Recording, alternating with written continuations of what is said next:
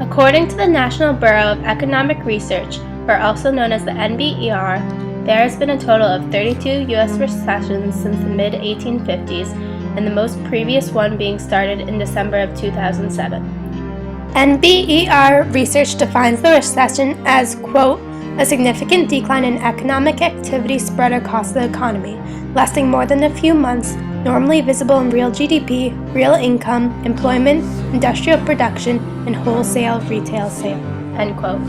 At the start of the recession in December, unemployment rate was at 5.0%. The past few months, the unemployment rate has peaked at 10.0%. The area between the 5 and 10%, or the trough and the peak, is known as the recession. The recession legitimately affected everyone in some way, but the young adults suffered a severe result from this downturn in the economy.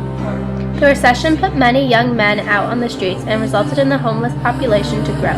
Studies show that it wasn't only a recession that put them on the streets, but it's also that the young homeless population refuses to get help from shelters for the fear of being victimized by an older homeless person. This is just what happened to Dwayne Taylor.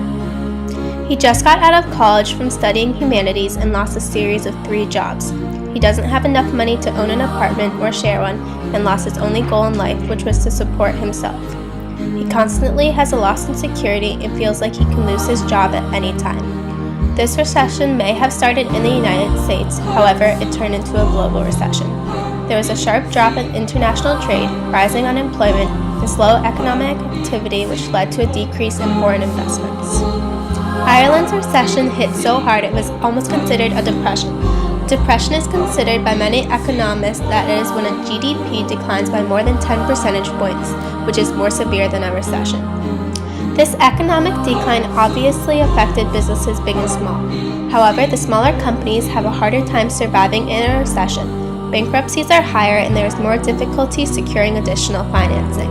When large businesses take part in a recession, they tend to affect all businesses around them. Manufacturers will cut back on hiring people or not hire at all and may stop research and development within the company. One person that was directly affected by the recession in a large business was my dad. Jonathan Reed works for Standard & Poor's Capital IQ in New York City. When the recession started, my dad describes how he felt as, quote, I was getting quite worried. Every day you heard about a new big company that was going into bankruptcy, and I didn't know where it was going to stop. I had images of the Great Depression in my mind and worried about my family, end quote. The company let go hundreds of people, but less from Jonathan's part of S&P.